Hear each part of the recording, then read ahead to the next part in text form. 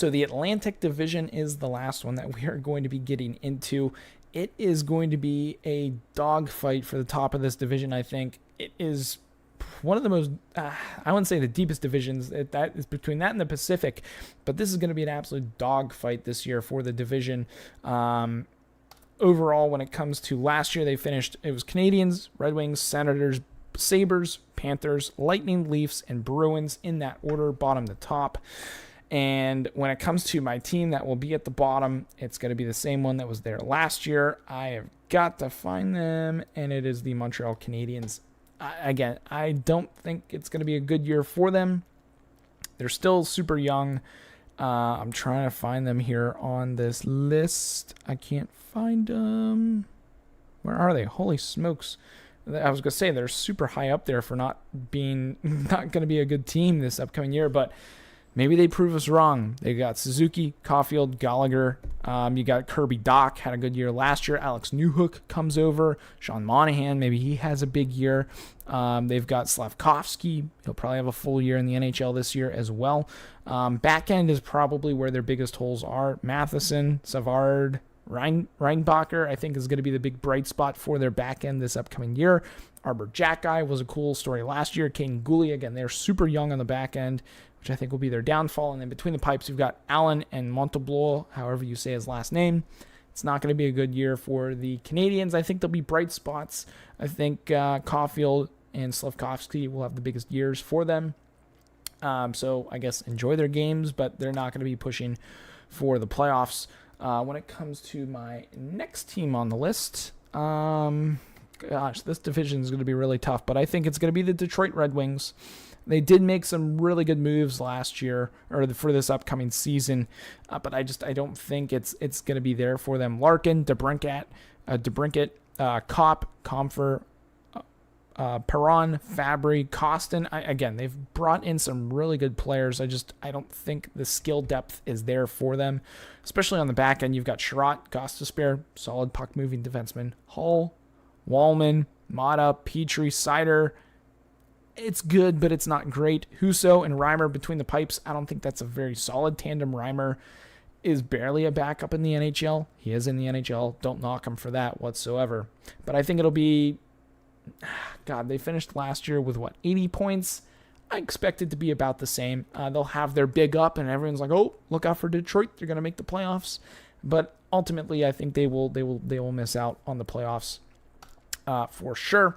Next up on my list of teams might shock you, but I'm not going to be surprised if they are maybe even below the Red Wings, and that is the Florida Panthers, defending Eastern Conference champions.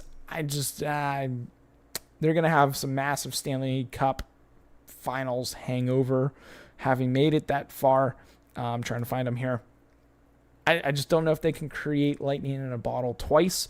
They are still super deep, don't get me wrong. Barkov, Kachuk, Reinhart, Bennett, Verhaeghe, and then it starts to drop off there for regular season production. Back end, you got Forsling, Mikkola, Oliver Ekman-Larsson is a huge addition for them. Mike Riley, Kulikov, Mahura. Obviously, two guys I haven't even said because they're still technically on the LTIR is Ekblad and Montour. Maybe missing them. I don't know if they'll be ready for the start of the season, but maybe missing them for a little bit will be a big hurt for the team. You got Bobrovsky and Stolars as their goalies right now. Can Bobrovsky put together a regular season? I just don't see it happening. I expect a big drop-off this year, and that's why I've got them finishing 6th in their division. But moving on here up the ladder, I think it'll be a better year for them. Obviously, they move up one spot, and that is the Ottawa Senators. They are going to be a strong team this year, I think. It's going to be a battle for the playoffs in this division, fighting for that wild card. But Ottawa, I think, is going to take a good leap. I want to say they're going to make playoffs, but I really don't know. They're super young, and it's going to be tough. They're the Stützle, Kachuk, Giroux, Tarasenko. Those last two players I just listed, not very young.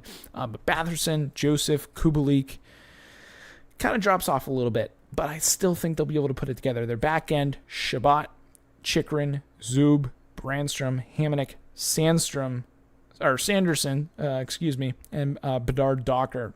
Absolutely stacked on the back end. Korpisalo and Forsberg between the pipes, I think that's where the question marks come up. Can Korpisalo play well on a good team? I know he was with the Blue Jackets for so long, he probably doesn't remember what it's like to not see the puck so much. But this team, I think they're going to exceed the expectations and maybe even squeak in to the playoffs potentially. Again, that is a big, big P word with the potentially. Moving on, this is where a lot of people might throw some stink at me. I think they'll barely get into the playoffs, just with the top end talent that they have, and that's the Boston Bruins. I see them taking a pretty big step back from last year. Obviously, the center ice is the biggest difference maker for me with that thinking, with that logic. Losing probably one of your best centers of all time in Patrice Bergeron. David Krejci also gone. Who's their depth at center? And when we look at the screen here, you got Charlie Coyle, Pavel Zacha, Morgan Geekie, Patrick Brown, or Jesper Boqvist. It's not very deep at the center position whatsoever, but you still have Pastrnak, you still have Marchand, you still have DeBrusk. But you look at the forward depth, it kind of like drops off the table with the skill. It's not as prevalent as it was in years past. James Van Riemsdyk, back end of his career. You've got, again, it's not looking great.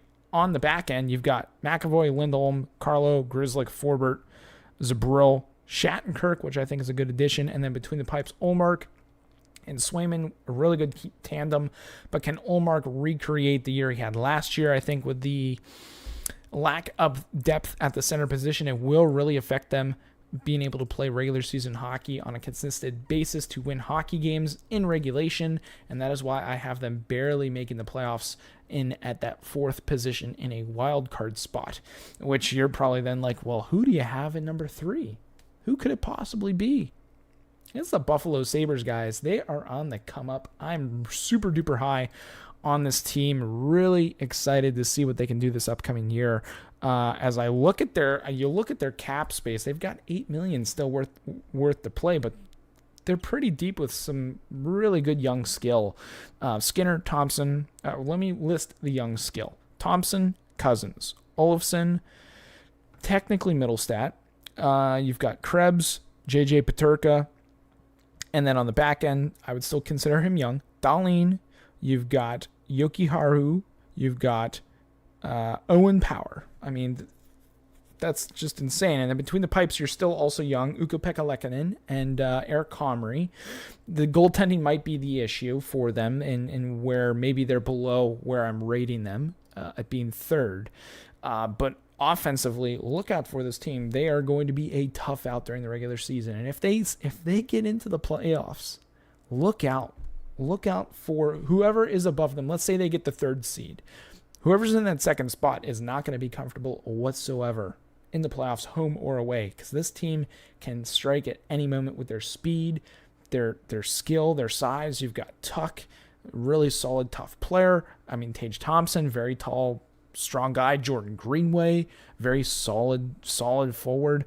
They brought in Tyson Yost. Again, this team is definitely deep. Don't sleep on them. Connor Clifton, bringing him in, as well as Eric Johnson with that experience. Look out for the Buffalo Sabres. They are going to be a tough out this year. Which, moving on to the next one, and I think that is going to be the Tampa Bay Lightning. They will definitely get back into form. I know last year was kind of a down year for them in their mind, but they're going to be a tough team to play this year. They are super deep. Kucherov, Point, Stamkos, Cirelli, Paul, and then skill-wise, it does kind of drop off there. But on the back end, you've got Sergachev, Hedman. Again, skill-wise, it then sort of drops off, but their depth is what really pushes the Tampa Bay Lightning and getting the best out of them. Brendan Hagel, I think, will have another big year. Taylor Mott, Logan Brown, I think will play big. Perbix on the back end. Bogosian, getting him in, as well as Chernak. So look out for the Tampa Bay Lightning. And, of course, between the pipes, it is arguably still the best goaltender in the league, Andrei Vasilevsky. So look out for the Tampa Bay Lightning. They will make a push. They will be solid this year. But Surprisingly enough, we finally come to it, and you're like, where are the Toronto Maple Leafs? They're right here. They're going to win the division. And yes, I have them winning the division. And I was going to put them second just so I wouldn't have to potentially deal with comments about, you got the Leafs winning the Atlantic? Yes, I do. They are deep. The addition, I think the biggest point, sticking point for me, yes, they have their big guys. Their go-to three. They're Matthews, Marner, and Tavares. They have the big three.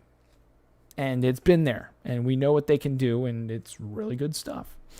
And then on the back end, you've got pretty much the same cast that they had last year with a couple additions with Klingberg and potentially Timmins coming in more of a full-time role. But they still have McCabe, Brody, Lindgren, Mark Giordano. Again, super solid. But the thing that puts it over the top for me is getting the depth. Getting the salt and pepper depth with skill. Bertuzzi, Domi were really the X factors for me, pushing that over the top of saying, yep, they're going to win the division and potentially the conference. I haven't said anything about anyone winning the President's Trophy in this video the whole time, and I don't think I will. But the Bertuzzi, Domi ad, I think, really does put it over the top, and bringing in Ryan Reeves and having Matthew Nyes for a full year.